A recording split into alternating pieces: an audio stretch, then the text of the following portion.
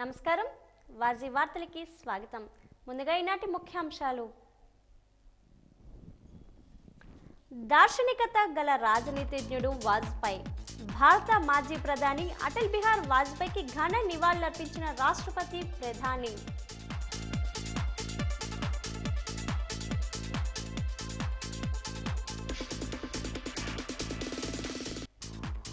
ప్రేమ, కరుణ, శాంతి అందిస్తూ పాపాల నుండి కాపాడే లోక రక్షకుడు యేసు. జిల్లా వ్యాప్తంగా ఘనంగా క్రిస్మస్ వేడుకలు.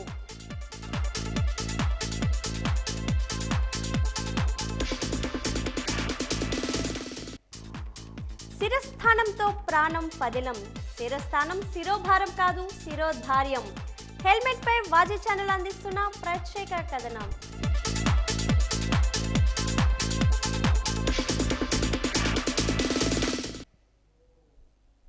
మాజీ ప్రధాని అటల్ బిహారీ వాజ్పేయి శత జయంతి సందర్భంగా ఢిల్లీలో ఆయన సమాధి వద్ద ప్రముఖులందరూ ఘనంగా నివాళులర్పించారు. దేశ ప్రజలు తమ ప్రియతమ మాజీ ప్రధాని అటల్ బిహారీ వాజ్పేయి శత జయంతిని జరుపుకుంటున్న వేళ ఇది. ఆయన ఎంతో మందికి ప్రేరణ ఇస్తూ ఒక రాజనీతి కోవిందునిగా సమున్నత స్థానంలో నిలిచారు. సామాన్య కుటుంబం నుంచి వచ్చిన ఆయన సామాన్య పౌరుల కష్టాలను అర్థం చేసుకున్నారు. ప్రభుత్వానికి దక్షత ఉంటే ఎంతటి పరివర్తన తీసుకురావచ్చో చేతల్లో చూపించారు. దేశాన్ని 21వ శతాబ్దంలోకి నడిపిన మహనీయుడు వాజ్పేయికి దేశ ప్రజలు ఎన్నటికీ రుణపడి ఉంటారు. భారత రాష్ట్రపతి ద్రౌపది ముర్ము, ఉపరాష్ట్రపతి ధన్ఖడ్, భారత ప్రధాని నరేంద్ర మోడీ, మాజీ ఉపరాష్ట్రపతి రామ్నాథ్ కోవింద్, లోక్సభ స్పీకర్ ఓం బిర్లా, కేంద్ర మంత్రులు అమిత్ షా, జేపీ నడ్డా తదితరులు శత జయంతి కార్యక్రమంలో పాల్గొన్నారు. ఆంధ్రప్రదేశ్ ముఖ్యమంత్రి చంద్రబాబు నాయుడు కూడా వాజ్పేయి శత జయంతి కార్యక్రమంలో పాల్గొని ఘనంగా నివాళులర్పించారు. వాజ్పేయికి అంజలి ఘటించారు.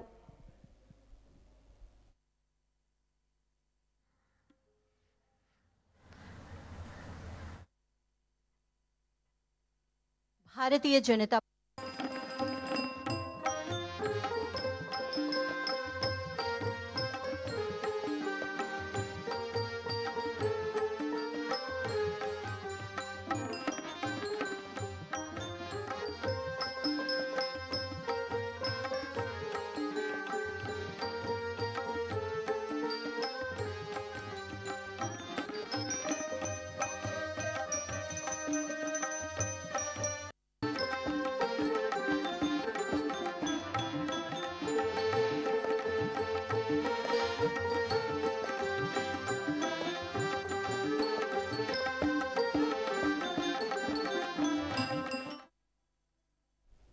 కేంద్ర మంత్రులు జేపీ నడ్డా, అమిత్ షాతో ఏపీ సీఎం చంద్రబాబు ప్రత్యేకంగా భేటీ అయ్యారు.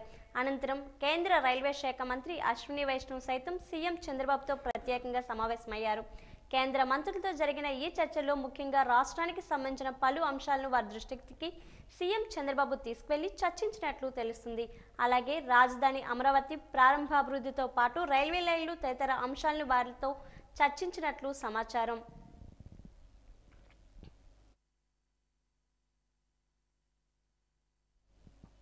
తిరుమల శ్రీవారి ఆలయంలో భక్తులకు సౌకర్యవంతమైన దర్శనం కల్పించేందుకు ఆటోమేషన్, ఆర్టిఫిషియల్ ఇంటెలిజెన్స్ సాంకేతికతను టీటీడీ వినియోగించుకునుంది. గంటల తరబడి క్యూరీలను నిరీక్షించే అవసరం లేకుండా గంట 2 గంటల్లో శ్రీవారి దర్శనం కల్పించేలా ఏఐ సహకారంతో ఫేస్ రికగ్నిషన్ ఎంట్రీ విధానాన్ని టీటీడీ బోర్డు సభ్యులు పరిశీలించారు.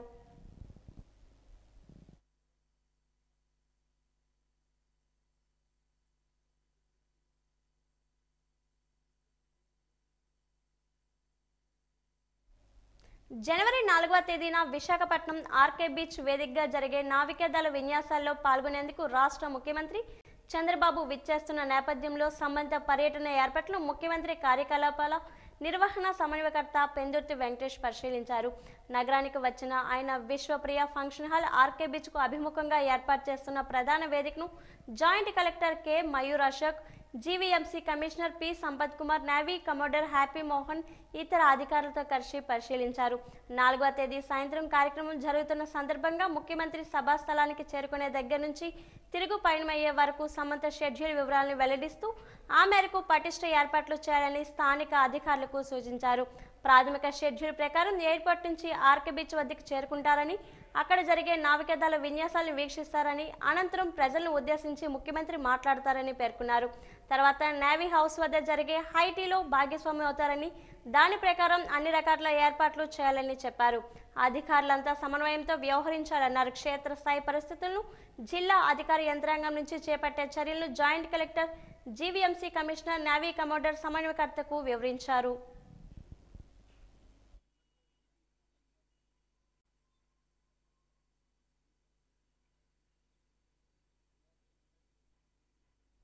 కేవలం వాహనం నడిపే వ్యక్తి మాత్రమే కాదు, వెనుక కూర్చున్న వ్యక్తి కూడా హెల్మెట్ ధరించాల్సిందని రాష్ట్ర అత్యున్నత న్యాయస్థానం స్పష్టం చేసింది. ఈ నేపథ్యంలో హెల్మెట్ పై వాజీ ఛానల్ అందిస్తున్న ప్రత్యేక కథనం. రోడ్డు ప్రమాదంలో కింది పడినప్పుడు తలకు దెబ్బ తగలడం సాధారణం. 75% కేసుల్లో ఇదే జరుగుతోంది. ఒక్కసారి తలకు బలమైన గాయం తగిలితే కోలుకోవడం చాలా కష్టమని వైద్య నిపుణులు చెబుతున్నారు. కోలుకున్నా సరే ఆ గాయం జీవితాంతం వెంటాడుతూనే ఉంటుందని వాపోతున్నారు. ఈ నేపథ్యంలో హెల్మెట్ ధారణ అనివార్యమని నిపుణులు స్పష్టం చేస్తున్నారు. ద్విచక్ర వాహనదారులు ఖచ్చితంగా హెల్మెట్ పెట్టుకోవాలని మోటారు వాహనాల చట్టం 1998లోని 129, 177 సెక్షన్లు చెబుతున్నాయి. ఈ సెక్షన్ల ప్రకారం జరిమానా విధించడమే కాదు, డ్రైవింగ్ లైసెన్స్ రద్దు చేసే అవకాశం కూడా ఉంటుంది. చాలా వరకు రోడ్డు ప్రమాదాలు టైర్లు, బ్రేకులు విఫలమవడం వల్ల జరుగుతాయి. హెల్మెట్ ధరిస్తే ప్రాణాలు కోల్పోకుండా కనీసం గాయాలతోనైనా బయటపడే అవకాశం ఉంటుంది. వేగం కన్నా ప్రాణం మిన్న, అతివేగం ప్రాణానికే ప్రమాదం అని పెద్దలు చెబుతున్నా శిరస్త్రాణం అవసరం లేదని, ఇది శిరోభారం మాత్రమేనని చాలామంది భావిస్తుంటారు. శిరస్త్రాణం ఒక రక్షణాస్త్రం. ద్విచక్ర వాహనదారుల తలకు భద్రత కల్పించే రక్షణ కవచం. ఈ విషయాన్ని అందరూ గుర్తించాలి. శిరస్త్రాణంతో ప్రాణం పదిలం. అది ఎండ, వానలకు, మంచు, చలి, దుమ్ము, ధూళికి కూడా రక్షణగా నిలుస్తుంది. మితిమీరిన వేగం, మద్యం మత్తులో నడపడం, ట్రాఫిక్ నిబంధనలు ఉల్లంఘించడం నేటి యువతకు పరిపాటిగా మారింది. Cell phone driving, wrong route, overtake చేయడంతో పాటు నిర్లక్ష్యంగా హెల్మెట్ లేకుండా డ్రైవింగ్ చేస్తూ నిండు ప్రాణాలు బలిపెట్టుకుంటున్నారు. కుటుంబాలకు, ఆత్మీయులకు దుఃఖాన్ని మిగిల్చుతున్నారు. 1953లో పేటెంట్ హక్కులు పొందిన లొకాటార్డ్ హెల్మెట్ను ఎన్నో విధాలుగా డిజైన్లు చేసి ప్రపంచానికి అందించారు. Prevention is better than cure. తలకు దెబ్బ తగిలేక బాధపడే కన్నా తగలకుండా జాగ్రత్త పడడం మిన్న. శరీరానికి శిరస్సు ప్రధానం, ఇంద్రియాలకి నేత్రం ప్రధానం, శిరస్సుకు శిరస్త్రాణం ప్రధానం. ఉరుకులు పరుగుల జీవితంలో వేగానికి ఉన్న ప్రాధాన్యత భద్రతకి ఇవ్వకపోవడంతో భారీ మూల్యం చెల్లించుకోవాల్సి వస్తుంది. హెల్మెట్ లేకపోతే ఏమవుతుందిలే అనే చిన్నపాటి నిర్లక్ష్యంతో రాష్ట్రంలో 99% మంది హెల్మెట్ పెట్టుకోకుండా వాహనాలు నడుపుతున్నారని నివేదికలు తెలియజేస్తున్నాయి. అందరూ కూడా 2 వీలర్స్లో ప్రయాణం చేసేటప్పుడు మోటార్ సైకిల్ డ్రైవ్ చేసిన వ్యక్తి మరియు వెనక కూర్చున్న వ్యక్తి ఇద్దరూ కూడా దయించి హెల్మెట్స్ ధరించండి. హెల్మెట్స్ ధరించకపోవడం వల్ల యాక్సిడెంట్లు జరుగుతున్నాయి, మనుషులు ప్రాణాలు పోతున్నాయి. రక్త బంధువులు కానీ, స్నేహితులు కానీ ఇంటి నుంచి బయలుదేరిన వాళ్ళు మళ్ళీ ఇంటికి క్షేమంగా రావడం లేదు. వీటన్నిటినీ మీరు గుర్తుపెట్టుకొని మోటార్ సైకిల్ మీద ప్రయాణం చేసేటప్పుడు మంచి స్టాండర్డ్ హెల్మెట్ పెట్టుకొని మీరు సురక్షితంగా ఇంటికి చేరాలని మా కోరిక. దీని మీద చాలా అవగాహన సదస్సు మా వకుల్ జిందాల్ IPS SP గారి ఆదేశాల మేరకు మేము చాలా కార్యక్రమాలు పెట్టాం, అవేర్నెస్ క్రియేట్ చేసాం. అయినా కూడా మీరు ఇంకా పెట్టుకోవడం లేదు హెల్మెట్. ఈ విధంగా మేము ఇంకా హెల్మెట్స్ పెట్టుకోని వాళ్ళ మీద మేము స్పెషల్ డ్రైవ్స్ పెట్టి కేసులు పెట్టి ఇంకా ఫైన్లు కూడా పెడదామనే ఆలోచనలో ఉన్నాం. కాబట్టి మీరందరూ దయించి హెల్మెట్ పెట్టుకొని ప్రమాదాల్లో నివారిస్తారని చెప్పేసి మా యొక్క కోరిక.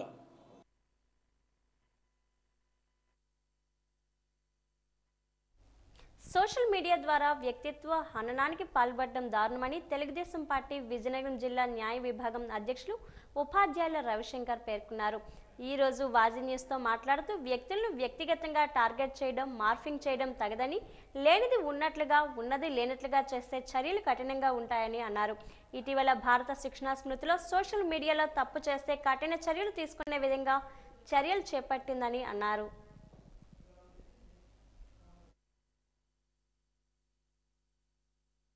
మన జూలై 1వ తారీఖు నుంచి కూడా భారతీయ శిక్షా స్మృతి ఏదైతే పూర్వంగా ఉండేదో దాన్ని కూడా బిఎన్ఎస్ఎస్ కింద మార్చడం జరిగింది. శిక్షలు కూడా కొద్దిగా పెంచారు, ఫైన్ అమౌంట్స్ కూడా పెంచారు. ఇంకా చట్టాలు మరింత పకడ్బందీగా తప్పుడు ఇన్ఫర్మేషన్ కానీ మనం షేర్ చేయగలిగితే దీని మీద చర్యలు తీవ్రంగా ఉంటాయి. వాస్తవానికి ఆ విషయం తెలియక కొంతమంది మనకు వచ్చిన ఇన్ఫర్మేషన్ రైట్ అనగా చూడరు, చదివేస్తారు, ఏదో ఒకటి చదివేసి ఇమ్మీడియట్ దానికి దీని మీద షేర్ చేసేస్తారు. ఫస్ట్ ఆఫ్ ఆల్ వచ్చిన ఇన్ఫర్మేషన్ రైటా తప్పా అనేది మనం ఎగ్జామిన్ చేసుకోవాలి, ఎంక్వైరీ చేసుకోవాలి. తదనంతరం మాత్రమే మనం షేర్ చేయాలి. లేదా మీకు వచ్చిన సోర్స్ ఆఫ్ ఇన్ఫర్మేషన్ ఏదైతే ఉందో అది ఖచ్చితమైన నిర్దిష్టమైన సమాచారం నిర్దిష్టమైన వ్యక్తుల దగ్గర నుంచి వచ్చింది, దీన్ని మనం నమ్మచ్చు అన్న సందర్భాల్లో మాత్రమే మీరు నమ్మకంగా ఉంటేనే దాన్ని షేర్ చేయగలగాలి.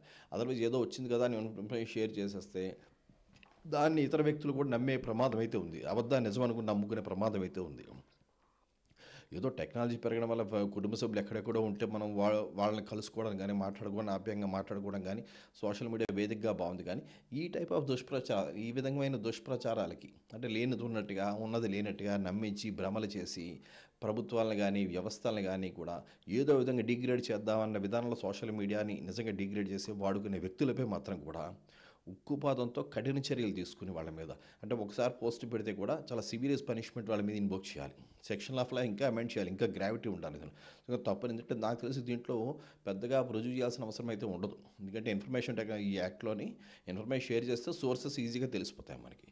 ఏవైతే కావాలని చేస్తాడో అంటే వాస్తవానికి ప్రజెంట్ కూడా నడుస్తూ ఉన్నాయి. హైకోర్టు కూడా రిపీటెడ్గా ఇంటర్ఫేర్ అవుతా ఉంది ఇష్యూస్లో.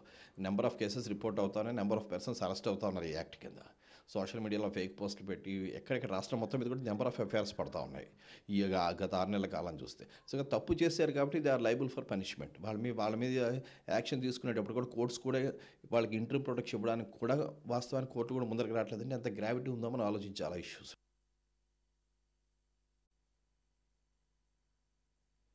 భోగాపురంలో పలు కార్యాలయాలు శిథిలావస్థకు చేరుకోవడంతో వాటి పరిస్థితి ఏమిటి అని పలువురు ప్రశ్నిస్తున్నారు. భోగాపురంలో 3 హాస్టల్స్, వ్యవసాయ కార్యాలయం, పాత ఆర్డబ్ల్యూఎస్ కార్యాలయంతో పాటు పలు భవనాలు వృధాగా పడి ఉన్నాయి. ఈ భవనాలు పూర్తిగా శిథిలావస్థకు చేరుకోవడం, ఈ భవనాలు నిరుపయోగంగా ఉన్నాయి.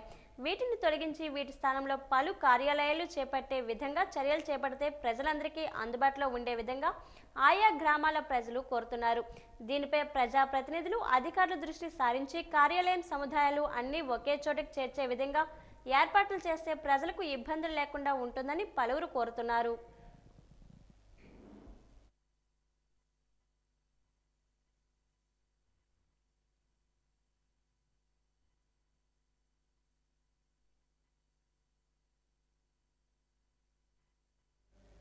భోగాపురంలో సిమెంట్ రహదారులు, మట్టి రోడ్లు పూర్తిగా పాడవడంతో ప్రజలు నిత్యం ఇబ్బంది పడుతున్నారు.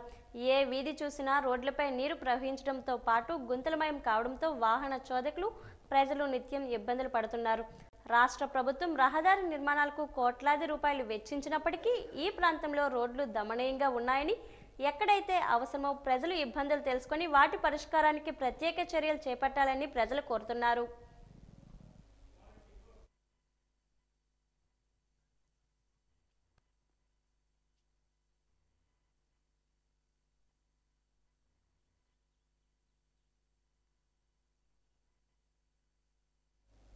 బొబ్బిలి, పాత బొబ్బిలి మధ్యలో ఆర్ఎన్బి రోడ్డు పూర్తిగా 2-3 అడుగులు లోపలికి వెళ్లి వాహనాల ప్రయాణానికి కష్టతరం ఉంటుందని వివిధ సోషల్ మీడియాలో మరియు పత్రికల్లో వచ్చిన కథనాలు గమనించిన రహదారుల భవనాల శాఖ అధికారులు బొబ్బిలి శాసనసభ్యులు బేబీ నాయన ఆదేశాలతో యుద్ధ ప్రాతిపదికన వెట్ మిక్స్ చేసి తాత్కాలికంగా ప్రయాణికానికి ఇబ్బంది లేకుండా చర్యలు తీసుకున్నారు.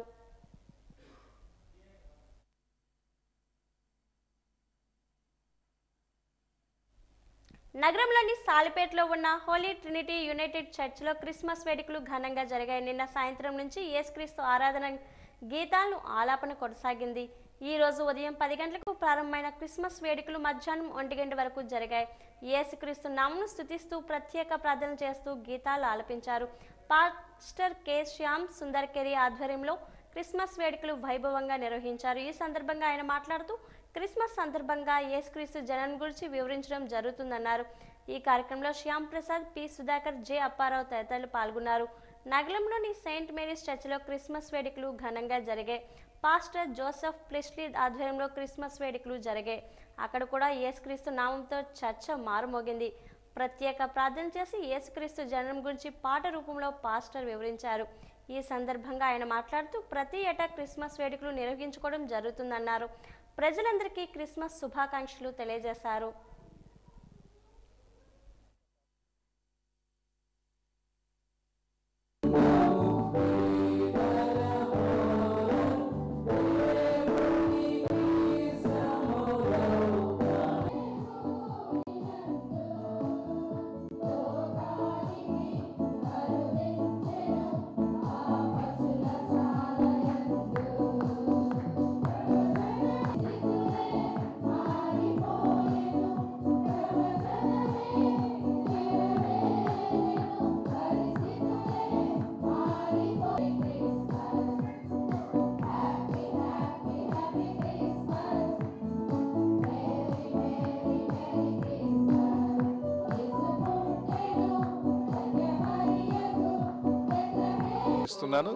క్రీస్తు పుట్టుక సర్వలోకానికి సమాధానం, సంతోషం, ఆశీర్వాదం. మరి దేవదూతలు యేసుక్రీస్తు పుట్టుక నిమిత్తం భూమి మీదకి వచ్చినప్పుడు ఆయనను గాన ప్రతిగానాలతో స్తుతిస్తున్నారు. ప్రజలందరూ నిద్రపోతున్నా, వారి పనులలో వారు మునిగి ఉన్న వారు మాత్రం దేవుని స్తుతిస్తున్నారు. అందుకే దీనికి క్రిస్మస్ అని పేరు పెట్టారు. క్రిస్మస్ అంటే క్రీస్తుని ఆరాధించడం. మరి ఈ క్రిస్మస్ పర్వదినానికి సంబంధించి మరి ఇక దేవాలయంలో నిన్నటి దినాన క్రిస్మస్ ఈవ్ జరిగింది. ఈ దినం క్రిస్మస్ పరిశుద్ధ సమభక్త ఆరాధన, మరి క్రిస్మస్ గాన ప్రతిగానాలతో ఈ ఆరాధన అంతా కూడా జరిగింది. మరి మంచి వాతావరణాన్ని కూడా దేవుడు అనుగ్రహించారు. మరి దేవునికి స్తుతులు అర్పిస్తూ క్రిస్మస్ సందర్భంగా ప్రతి ఒక్కరికి దేవుడు సంపూర్ణ ఆరోగ్యం అందించాలని, ప్రతి ఒక్కరికి దీర్ఘాయువు దయచేయాలని, సమాధానము, సంతోషము, దీర్ఘాయువు దయచేయాలని కోరుతూ ఈ క్రిస్మస్ మాటలను ముగిస్తున్నాను. Happy Christmas. మరి పండుగ ఒక ప్రాంతానికో, ఒక గ్రామానికో, ఒక దేశానికి మాత్రమే పరిమితమైనది కాదు. దానిని ప్రపంచ దేశాలన్నీ కూడా నిర్వహించుకుంటాయి. ఎందుకనంటే యేసుక్రీస్తు లోకమంతటికి రక్షకుడు, లోకమంతటికి ప్రభు అన్నారు. ఆయనను హృదయపూర్వకంగా పూజించి ఆరాధించే వారికి ఆయన సంతోషం ఇచ్చేవాడు, భయాందోళనన్నిటి నుంచి కూడా విడిపించే గొప్ప దేవుడు అన్నాడు. కనుక అందరూ కూడా ఆయన ద్వారా మేలు పొందాలని, సమాజము చక్కని క్రమమైన రీతిలో నిర్వహించబడాలనే ఉద్దేశం చేత మేము సదా ఈ ఆరాధనలు జరిగిస్తూ ఉంటాం. అదే రీతిగా సమాజానికి మేలు చేయాలనే ఉద్దేశాన్ని ఈ యొక్క క్రిస్మస్ పురస్కరించుకుని మేము చక్కని సందేశాన్ని ఇస్తాం.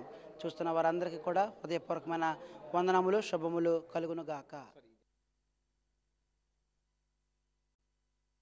వాజీ వార్తల్లో ఇప్పుడు కాసేపు విరామం.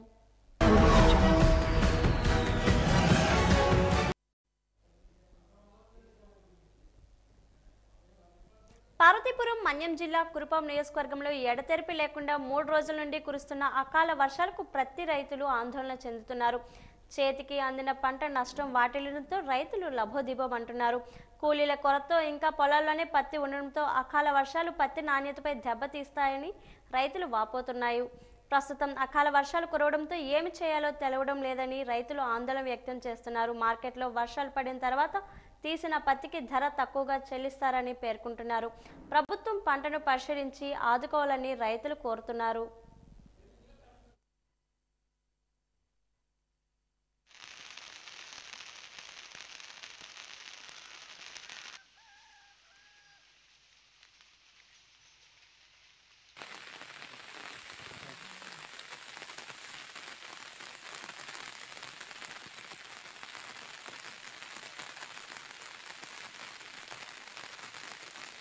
కురుపాం మండలం ఉదయపురం పంచాయతీ గత 3 రోజులు వర్షాలు పడడం వల్ల పత్తి నష్టం వచ్చిందండి మాకు.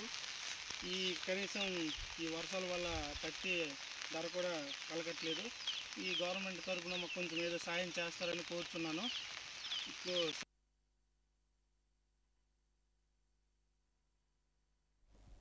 ప్రజలందరూ సుఖ సంతోషాలతో ఉండాలని, యేసుక్రీస్తు ఆశీర్వచనాలు ఉండాలని విజయనగరం ఎమ్మెల్యే పుష్పాటి అదితి గజపతిరాజు ఆకాంక్షించారు. నగరంలోని సిమ్స్ బాపిస్ట్ చర్చిలో క్రిస్మస్ వేడుకలు ఘనంగా జరిగాయి. ఈ కార్యక్రమానికి ముఖ్య అతిథిగా హాజరైన అతిథి గజపతిరాజు క్రిస్మస్ వేడుకలను ప్రారంభించారు. ఈ సందర్భంగా ఆమె మాట్లాడుతూ కూటమి ప్రభుత్వంలో అన్ని మతాల వారికి అనేక కార్యక్రమాలు చేయడం జరుగుతుందన్నారు. క్రిస్టియన్స్కు అండగా ఉంటామని భరోసా ఇచ్చారు. కార్యక్రమానికి ముందుగా పాస్టర్ ఆర్ఎస్ జాన్ క్రిస్టియన్స్ మత పెద్దలు ఆమెకు స్వాగతం పలికి ప్రత్యేక ప్రార్థనలు చేశారు.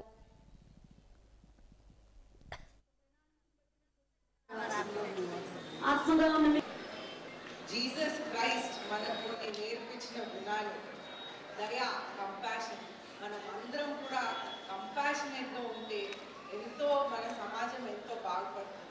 ఇప్పుడు మనం చూడండి, ఇంట్లో ఎవరో ముసలి వాళ్ళు ఉంటారు, వాళ్ళు చేయలేని పనులు ఎన్నో ఉంటాయి. అయితే మనం కంపాషన్ అంటే మనం పిలిచి ఇది చెయ్యండి, లేకపోతే ఇది నేను చేయలేనని చెప్పే ముందే మనం చేయటం అనేది కంపాషన్, దయ. అలాగే ఫర్గివ్నెస్, ఎవరైనా ఏదైనా తప్పు చేస్తే మనం వాళ్ళని ఫర్గివ్ చేసి మన్నించాలి ఆ తప్పు చేసింది. ఇటువంటి మంచి మంచి ఫెంటాస్టిక్ ఐడియాలజీ అనేది జీసస్ క్రైస్ట్గా మనకి నేర్పించారు.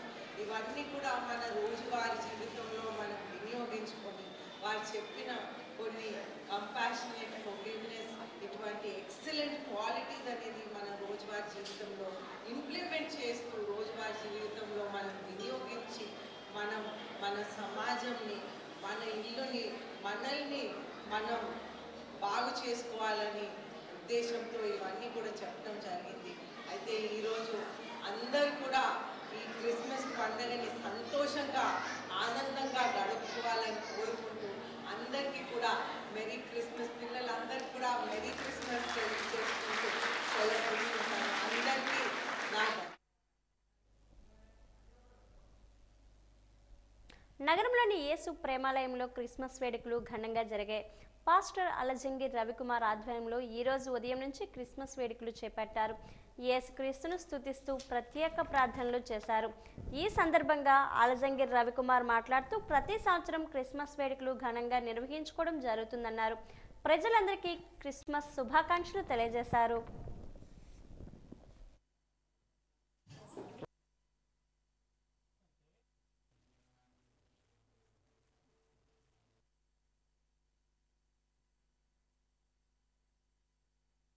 ఆయన 33.5 సంవత్సరాలు జీవించి ప్రజలందరి కొరకు సిలువలో మరణించి 3వ దినంన మృత్యుంజయుడై తిరిగి లేచిన దినమే పునరుత్థాన దినము.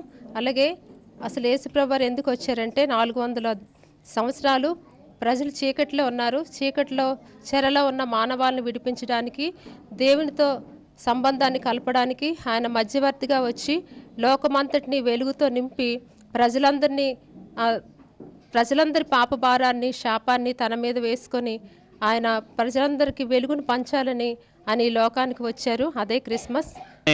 యేసుప్రభువారు క్రిస్మస్ దినాన్ని ఎందుకు వచ్చారు అని అంటే, ఆయన భూమి మీదకి వచ్చి 33.5 సంవత్సరాలు జీవించి మానవులందరి పాప పరిహారం నిమిత్తము సిలువలో తన ప్రాణత్యాగాన్ని చేయటానికి వచ్చారు. అంతేకాదు మరణము ఒకసారి ఆనందపడింది, ఈయన చచ్చిపోయాడని. కానీ ఆయన వెంటనే 3వ దినాన్ని పునరుత్థానుడై తిరిగి లేచాడు. ఆ శుభవార్త మానవాళికి మరణం ఒక్కటే ఆఖరి అనుకున్నారు, కానీ మరణమును చంపి తిరిగి లేచిన జయశీలైన యేసుప్రభువారి యొక్క ఈ జన్మదినం ప్రవచన ప్రకారంగా అది 2000 సంవత్సరాల పూర్వం, 1400 సంవత్సరాల పూర్వమే ఆయన పుడతారు. ఇలా చేసిన ప్రవచన ప్రకారం నెరవేరింది కనుక ఆయన రక్షకుడై ఉన్నాడు.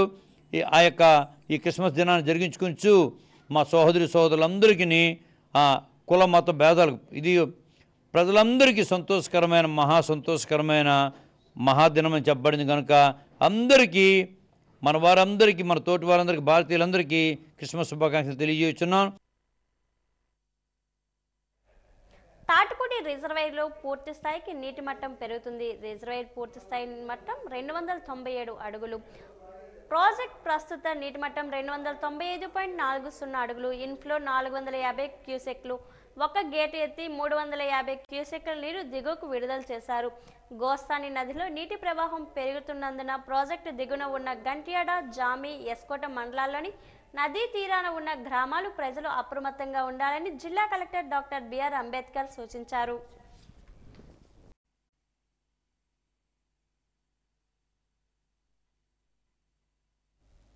వాజీ వార్తలు ముగించే ముందు ముఖ్యాంశాలు మరోసారి. దార్శనికత గల రాజనీతిజ్ఞుడు వాజ్పేయి. భారత మాజీ ప్రధాని అటల్ బిహార్ వాజ్పేయికి ఘన నివాళులర్పించిన రాష్ట్రపతి, ప్రధాని.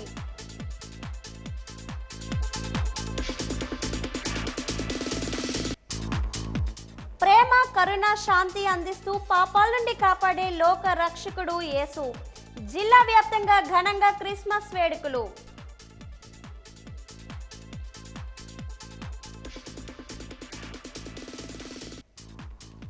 శిరస్థానంతో ప్రాణం పదిలం. శిరస్థానం శిరోభారం కాదు, శిరోధార్యం.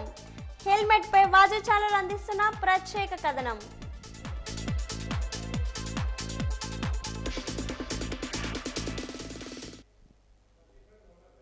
వాజీ వార్తలు ఇంతటితో సమాప్తం. నమస్కారం.